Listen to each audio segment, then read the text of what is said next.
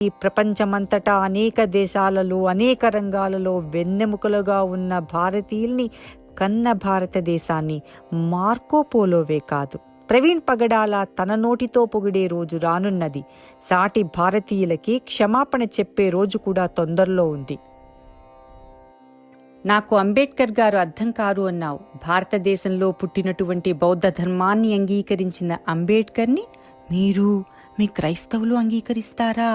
ఆయన ఇంతకీ బైబిల్ పరంగా స్వర్గానికి వెళతారా, నరకానికా?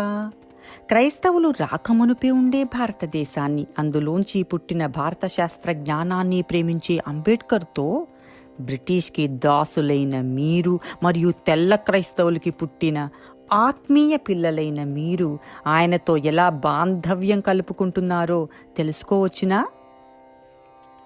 రాముడు పుట్టుపూర్వోత్తరాల గురించి కనుక్కుని వివరాలిమ్మన్నావు. అలాగే